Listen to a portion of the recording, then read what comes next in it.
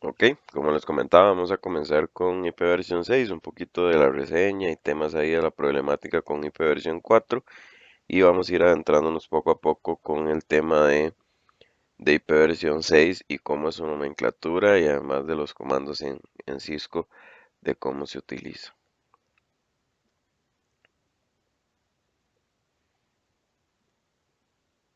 Bueno, vamos a empezar por acá, básicamente con lo que es una IP versión 4, que ya ustedes conocen, y es que todos los equipos se comunican a través de Internet mediante este protocolo, pues el IP, el Internet Protocol. Y este protocolo utiliza direcciones numéricas denominadas direcciones IPs compuestas por cuatro números enteros, por 4 bytes entre 0 y 255 en el formato que ya ustedes conocen. Por ejemplo, esa IP, la 194.153.205.26, es una dirección IP. Entonces vamos a ver que las direcciones IPs pues se utilizan para comunicarse de manera que cada equipo tiene una IP exclusiva. Aparte de la capa 2 que es la MAC, también se genera pues una IP exclusiva para cada dispositivo y que ya lo veamos dentro de una red privada, que las redes privadas pueden ser replicadas en diferentes lugares y con diferentes equipos, pero en el momento donde plasmemos cualquier red, ninguna IP puede ser repetida porque genera una duplicidad, ¿verdad? Y por ahí es donde empiezan a generarse loops que al final son de capa 2, pero muchas veces interfieren todo este tema de IPs y ayudan a que se generen estos loops. Vamos a ver un poquito de quién se encarga de la asignación, porque una de las mayores incógnitas, pues cuando uno está comenzando, es quién dice qué IPs pueden utilizar a nivel de IP públicas, porque como sabemos las IPs privadas yo puedo darles el uso que yo quiera dentro de mi red, pero para salir a internet y para poder hacer solicitudes, publicar redes y demás, yo tengo que tener una IP pública. Esa IP pública, ¿quién la asigna? Entonces aquí empiezan el tema de los identificadores técnicos públicos, que son los PTI, y que a cargo de las funciones de la Autoridad de Números Asignados en Internet, que es la DIANA, y los registros regionales de Internet, que son los RIR, que son los encargados de desarrollar las políticas globales y administrar el espacio de direcciones IPs. Entonces, cada uno de los RIR opera dentro de una región concreta. Ahorita vamos a ver las instituciones que están en cada región y distribuye las direcciones que tenga asignadas a los registros nacionales de Internet, que son los NIR, y o los proveedores de servicio en cada país que operen en ella. Entonces, por ejemplo, cada ISP puede ir a este ente que está dentro del IANA correspondiente a su región y solicitar IP públicas, sistemas autónomos para BGP y todo esto lo administra estas entidades. Y como vemos por acá, en América Latina y el Caribe, el encargado es el LACNIC. Una vez que el NIR y el ISP ya tienen los bloques de IP, ya ellos distribuyen en sus clientes, realizan pool de direcciones dinámicos, como veíamos la semana pasada con NAT a nivel de IP versión 4 para poder darle un buen uso a estas direcciones IP públicas y que además también tienen ahí bajo su posesión direcciones IP para poder alquilarle a los clientes en caso de que el cliente requiera una IP pública dedicada. Entonces aquí vemos básicamente cómo se estructura esto. Están los PTI, que es IANA como la entidad global que regula esto. Aparecen las entidades por región. Tenemos a FRINIC, a PENIC, ARIN, LACNI, que es la que nos corresponde a nosotros, donde vemos que hay distribución de tanto sistemas autónomos como IP públicas a nivel de los centros de Internet de cada país o los proveedores de servicio. Ya eso eh, va mucho en el diseño de cada país y cómo está estructurado la parte de telecomunicaciones en cada país. Y tenemos RIPE. Vamos a ver que el registro de direcciones en América Latina, como les comentaba, es una organización no gubernamental internacional que se estableció en Uruguay en el año 2002. Su función es la asignación y administración de recursos de numeraciones de Internet, lo que es IP versión 4 y IP versión 6, y números autónomos y resoluciones inversas para la región. Todo lo que sea a nivel para comunicación, a nivel de IPs públicas y enrutamiento público, se hace por medio, las solicitudes se hacen por medio del LACNIC. Y LACNIC contribuye al desarrollo de Internet en la región mediante una política activa de cooperación que promueve y defiende los intereses de la comunidad regional y colabora en generar las condiciones para que el Internet sea un instrumento efectivo de inclusión social y de desarrollo en América Latina y el Caribe. Entonces, LACNIC inclusive muchas veces genera capacitaciones a nivel de ipv 6, ya ipv 4 no, está en la última fase que vamos a ver adelante de todo este despliegue de ipv 6, pero ellos son los administradores a nivel de direccionamiento público, enrutamiento, sistemas autónomos. Nadie se puede inventar un sistema autónomo para poder publicar sus redes en Internet. Tiene que estar administrado por el LACNIC. El LACNIC va a decirle, este es su pool de direcciones de ipv 4 y este es el sistema autónomo para que usted publique sus redes. Entonces, ellos llevan este orden a nivel de América Latina y Caribe. Vemos acá como ARIN está a nivel de México, Canadá y Estados Unidos. Tenemos el LACNIC, que está prácticamente Centroamérica y Sudamérica. AFRINIC, que es en África. APENIC. Y tenemos el RIPE NCC, que ve esta parte también de Europa y demás, donde cada uno de ellos reportan a la IANA para tener un control centralizado de todo este direccionamiento público y en lo que a Internet se refiere. Vemos que una de las problemáticas por las que nace ipv 6, pues es el agotamiento de las direcciones ipv 4 y es que se da un crecimiento enorme exponencial, este, que ha demostrado que ipv 4 ya no es suficiente. Pues matemáticamente existe un número posible de, vean ustedes, de direcciones únicas. Son bastantes direcciones, pero no alcanzan para la dimensión de dispositivos que se tienen hoy en día. Hoy en día casi que tenemos en la casa a veces sitios en donde necesitamos donde todos los dispositivos tienen que tener una dirección IP pública asignada. A veces no permiten que comparta una con la otra porque da problemas y demás, en donde ipv 4 no se vuelve suficiente. Y si sumamos el hecho de que una gran parte de ellos poseen más de un equipo, lo que les comentaba, hoy esto es una problemática para el Internet de las cosas, que todo está conectado, no alcanzan, las IPs versión 4 se empezaron a agotar hace mucho, inclusive hoy ya no se asignan el LACNIC, por ejemplo, para nosotros en Centroamérica y Caribe, ya no asigna ipv 4, por ejemplo, a un proveedor, ya el que tiene y listo, trata de asignarle solo al que nunca ha pedido ipv 4 porque ya se agotó y ya no hay manera de que se pueda expandir esto, de que se genere una solución. Entonces ahí donde la idea era implementar algo que sí tuviera ese despliegue y que no se fuera a agotar tan fácil.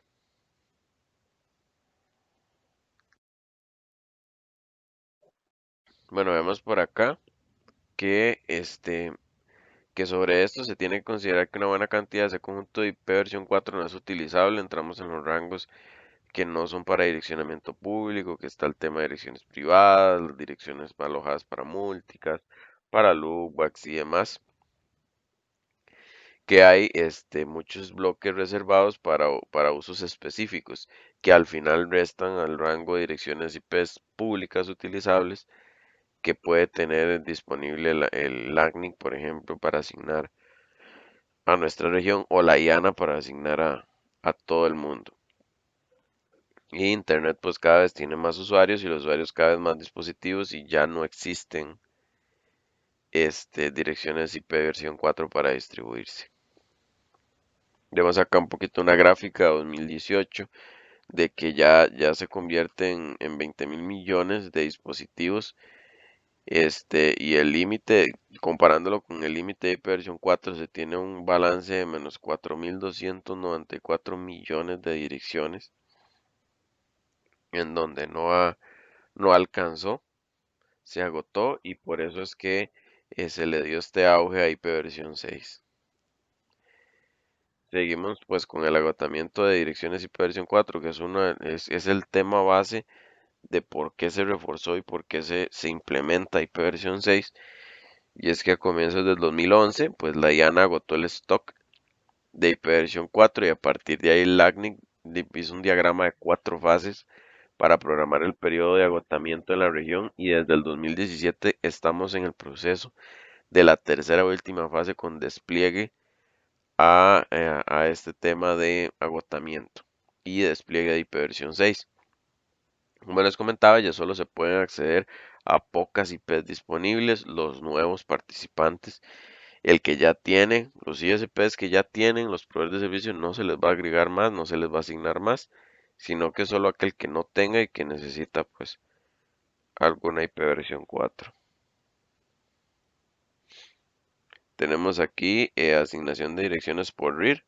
Aquí vemos lo que son todos los global, los que le reportan a Liana, y vean la dimensión de cómo ha ido bajando esa asignación, pues porque ya no hay y porque se ha tratado de administrar muy bien estas direcciones que aún quedaban disponibles.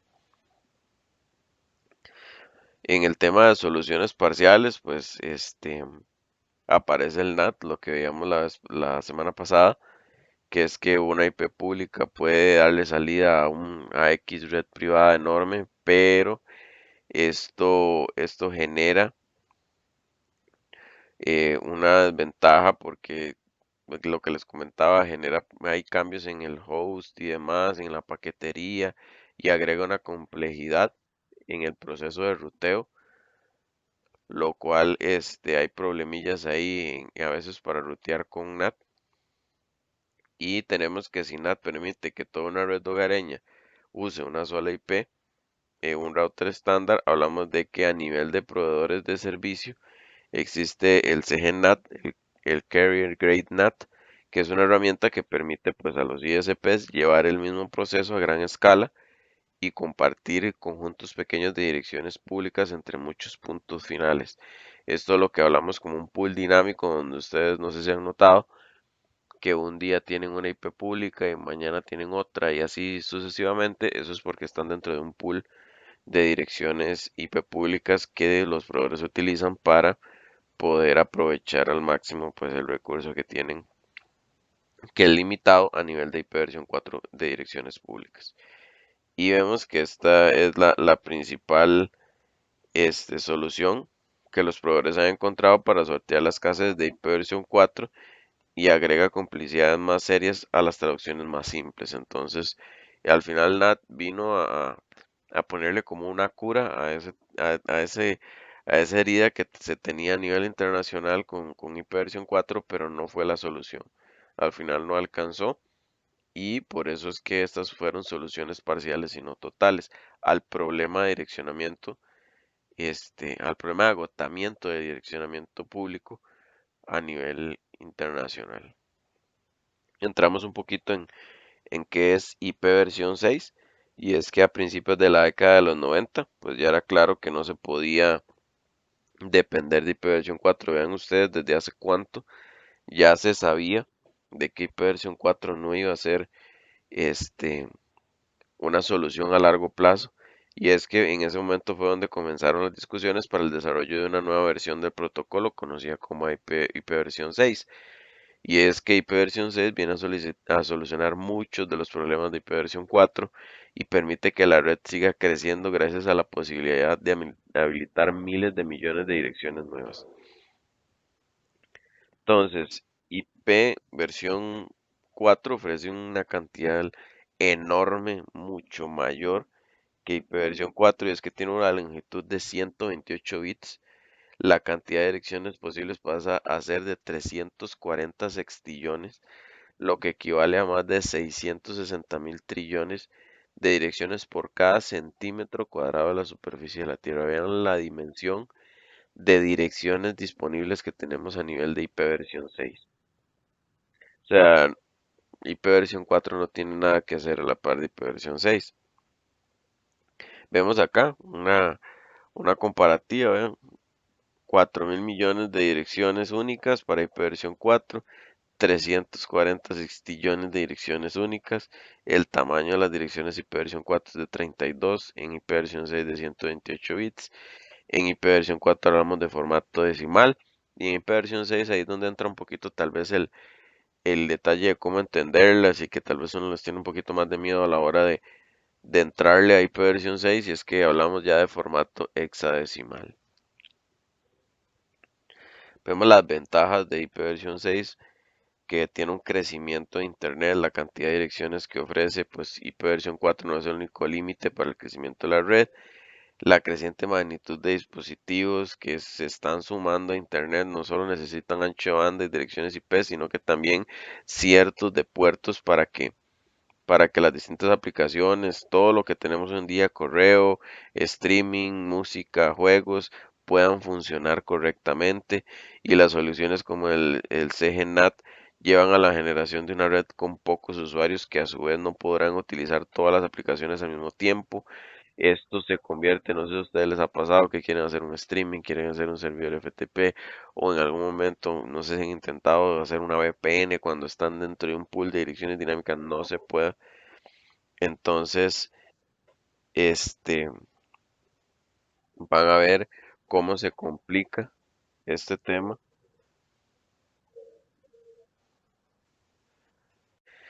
Entonces, al tener con IPv6, pues más direcciones, yo puedo tener fácilmente mi dirección IP asignada, dedicada, para poder hacer la publicación de mis servicios a través de múltiples puertos y demás. Vemos que pues se elimina el NAT con la implementación de IPv6, lo que les comentaba también la semana pasada, y es que deja de ser necesario utilizar direcciones privadas para luego traducirlas a una única IP disponible, y es que el enorme espacio que hay de direcciones permite que cada dispositivo tenga su propia IP visible desde Internet y que no haya que traducir o alterar el origen ni el destino de la transmisión de paquetes de información. Aquí entran pues temas de seguridad, hay que llevar la seguridad a otro nivel, pues como ven yo puedo tener toda mi red publicada a nivel de internet, entonces ahí es donde todavía la gente no hace ese pase completo a IPv6, se crea lo que es el dual stack, que son routers donde trabajan tanto en IPv6 como en IPv4 y generan como este tema de proteger su red privada y al final tener ciertas cosas en IPv6 que se hacen públicas por el tema de que estas IPs sí pueden estar, pues, son globales, por decirlo así. Otra de las ventajas es que es para el desarrollo del Internet de las cosas y es que sin el despliegue IPv6 la evolución del conjunto de estas tecnologías se vería muy afectado y ahorita se estima que para este año el número de dispositivos conectados es de más de 30.000 millones, una cantidad mucho mayor del direccionamiento disponible de IPv4, imagínense. Más allá del hecho de superar esta barrera, la posibilidad que tiene IPv6 de una autoconfiguración y de comprimir cabezados de dirección presentan grandes ventajas que IPv6 aporta al Internet de las cosas. Y por otro lado, las restricciones de memoria en los dispositivos implican que frecuentemente sea obligatorio escoger sobre IPv4 y IPv6, problema que atenta contra mecanismos de transmisión basados en la doble pila o el dual stack. Para todo esto, el Internet Engineering Task Force, encargado de definir por consenso los protocolos a utilizar, se ha enfocado casi exclusivamente en IPv6 en lo que se refiere al Internet de las cosas. Entonces, vean, es difícil encontrar equipos realmente y hay que cambiar la estructura, además de toda la parte física, porque no todos los equipos está bien. Compré hace años un router que aguantaba el tema de IPv6, pero se ha hecho tan grande cuando ya hablamos de trabajar en dual stack que la memoria pues no aguanta. Entonces también lleva una inversión de las empresas, lleva inversión de todo aquel que quiera tener este tema en dual stack de proteger su red privada para tal vez no tener que hacer un despliegue grande de seguridad y poder publicar más fácil todo lo que es IPv6. Pero si ustedes ven ya todos los nuevos dispositivos se vienen con preferencia IP versión 6 que IP versión 4. Hablamos de la transición y es que el diseño de IP versión 6 habilita una transición suave desde la versión interior del protocolo, IP versión 4. No hay un modelo de migración para pasar de una versión a otra en forma abrupta, sino que existen muchos mecanismos desarrollados para ayudar a la convivencia con IP versión 4, lo que hablamos de dual stack, mantener ahí un router que haga esa función o empezar a migrar toda mi red al dual stack. Ahorita vamos a ver unos ejemplos poco a poco de cómo se da esa transición. Y es que frente al problema del despliegue gradual de IP versión 6 no se dio como se esperaba. De hecho, se estimaba que se realizara antes del agotamiento pues, de IP versión 4 y ya estamos en la última fase del mismo. Entonces, estos mecanismos de transición como el NAT64, DNS64, tienen hoy en día una relevancia incluso mayor para generar esta transición poco a poco de IP versión 4 a IP versión 6. Y lo que les comentaba, el tema de la autoconfiguración, y es que un objetivo importante para IP versión 6 es ser compatible con el nodo Plug and Play. Es decir, ofrece la posibilidad de conectar un nodo a la red IP versión 6 y hacer que se configure automáticamente sin intervención humana. Y esto se realiza gracias a la configuración automática sin estado o la SLAAC, que es sin ningún tipo de servidor que mantenga la información de la dirección de red para automáticamente configurarlo. Vamos entrando un poquito ya después de todo este tema de problemática, reseña un poco histórica, a cómo son las direcciones, y es que la representación de las direcciones cambia enormemente y pasa de estar representada por cuatro octetos separados por puntos a estar divididas en grupos de 16, representadas como cuatro dígitos hexadecimales separados por el carácter de dos puntos. Entonces aquí vemos cómo es la cabecera IP versión 4 y vean la cabecera IP versión 6 cómo cambia y se hace más extensa. Vemos acá una anotación de la dirección IP versión 6. Si ustedes ven, es una notación hexadecimal de cuatro caracteres de hexadecimal, cuatro dígitos, pero cuando transformamos eso a binario se convierte en 16 dígitos, que es ahí donde hablamos del hexadecimal. Y existe un tema de compresión en donde se pueden omitir los ceros colocando dos puntos seguidos de dos puntos. Vamos a ver el formato decimal que ustedes ya conocen y ustedes deben haber trabajado con el tema de conversiones. Es algo que siempre está ahí para programar, para lo que ustedes ocupen hacer siempre va a aparecer lo que es binario y hexadecimal. Entonces veamos que el hexadecimal llega en números hasta el 9 y a partir del 10 empieza con letras, del 10 al 15 sería de la A a la F. Entonces esto es lo que se utiliza y por eso es que se tiene esta posibilidad de, de tener este enorme rango de direcciones IPs que se pueden asignar y que están disponibles para el uso de Internet.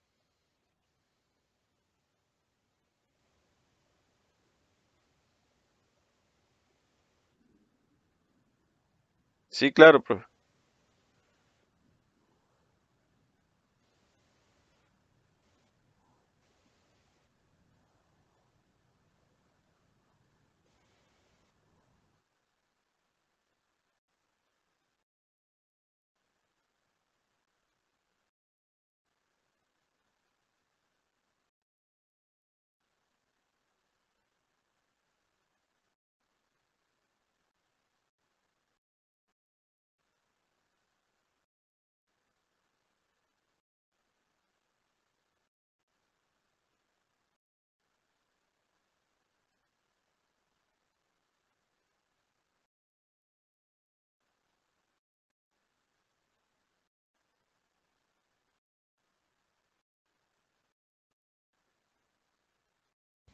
Perfecto, profe.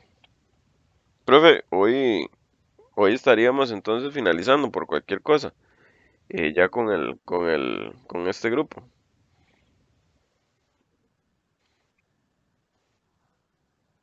Está bien, perfecto, profe. Muchísimas gracias. Pura vida.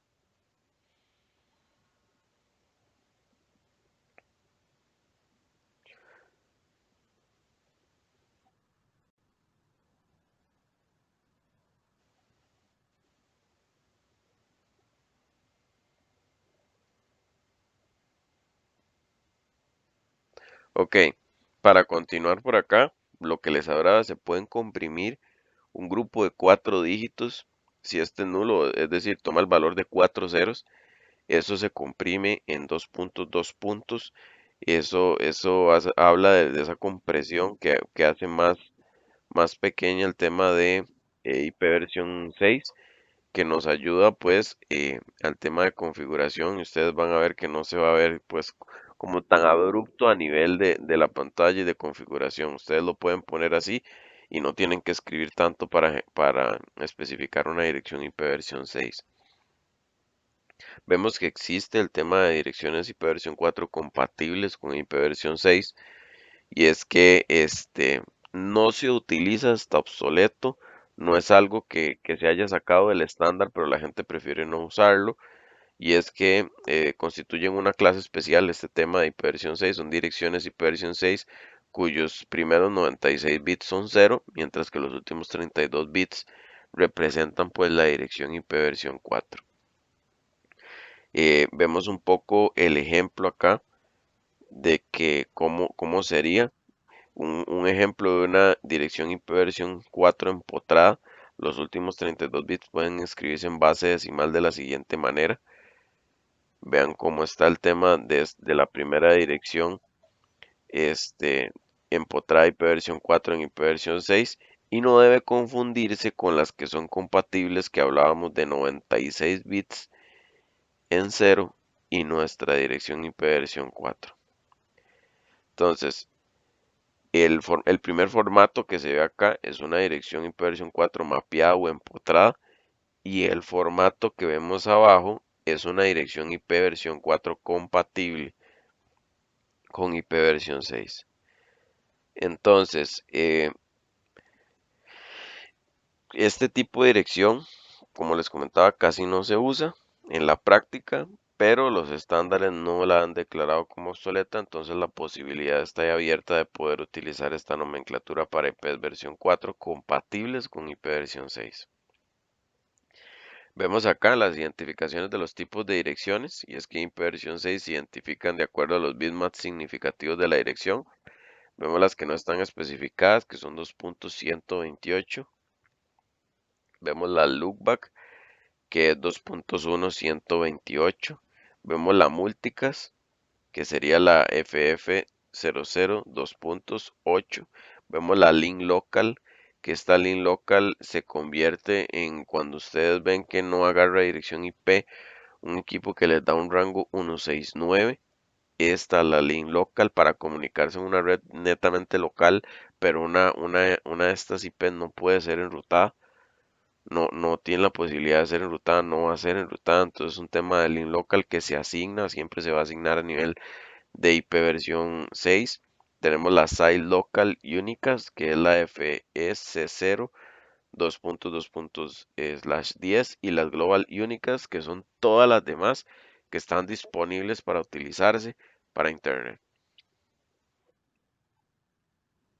Vemos que a nivel de IP versión 4 y IP versión 6, el tema de multicast en IGRP tenemos que de 224.0010 cambia a FF02 2.2.A16.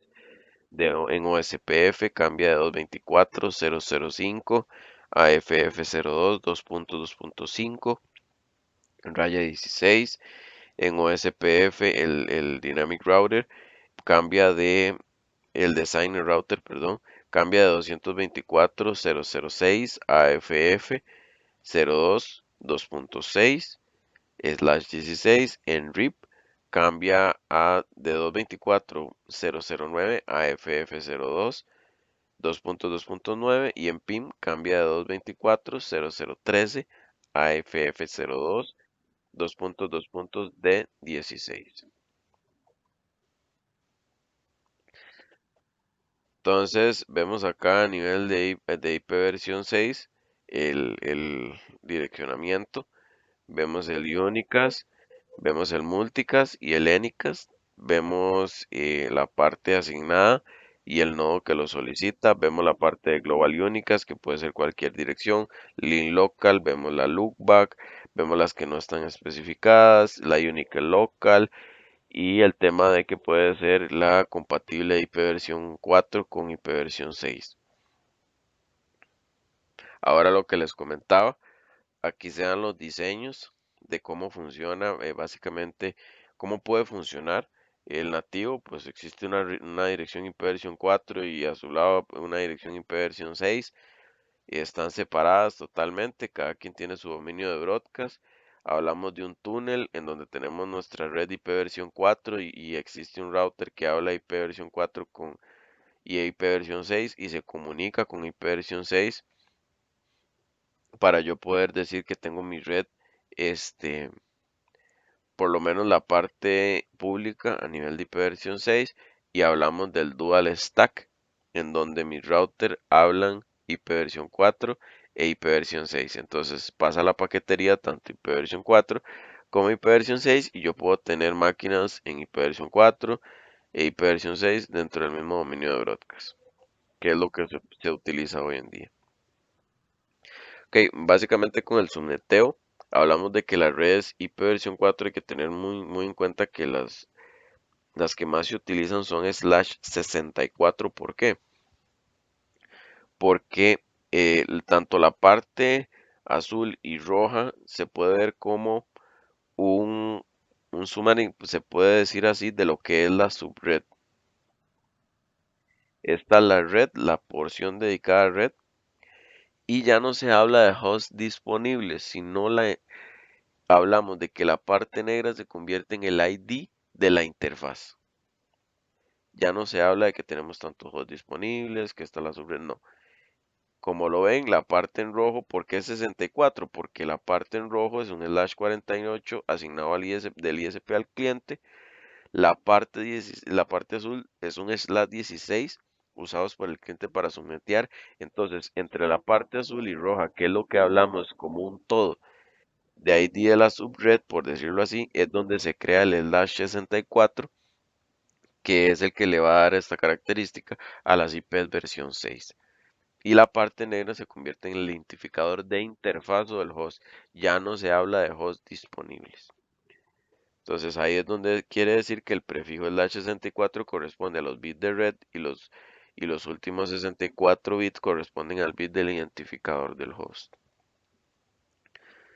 Ya por acá, para ir finalizando, vemos que para activar IP versión 6 en un router debemos utilizar el comando IPv6 Unicast Routing para poder habilitarlo, que mi router pueda funcionar tanto en IP versión 4 y IP versión 6.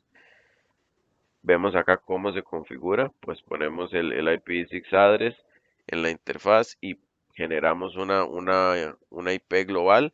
Le podemos poner el /64 o ponemos la IP de IP versión 6 y le podemos poner al final EUI64 y él automáticamente me genera una IP aleatoria de, de, de IP versión 6 y el notch down para activar la interfaz para levantarla.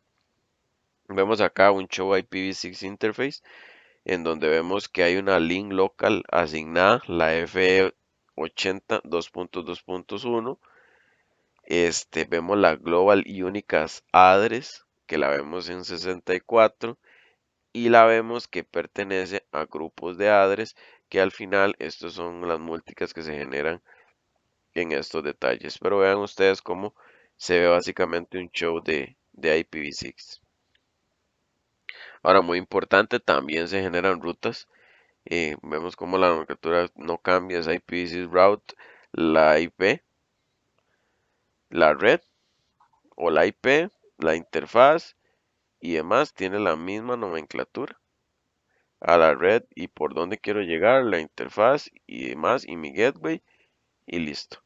Tiene la misma nomenclatura que IP versión 4 y con esto también habilitamos lo que son enrutamiento a nivel de IP versión 6. Existe el OSPF versión 3, RIP versión 3, que todos estos vienen ya con el desarrollo para IP versión 6. Entonces, esto sería básicamente pues el tema del día de hoy. Es un tema pues bastante bonito, extenso, se las trae, hay que practicar mucho. El profe me ha comentado que El otro año van ya a hacer prácticas con Dual Stack, van a ampliar un poco más el tema de este IP versión 6 y este espero que por lo menos esto les genere una introducción que ustedes puedan entender un poco mejor de cómo está estructurado IP versión 6 para que el otro año pues tengan más fresco este conocimiento. Entonces de mi parte sería todo por hoy. No sé si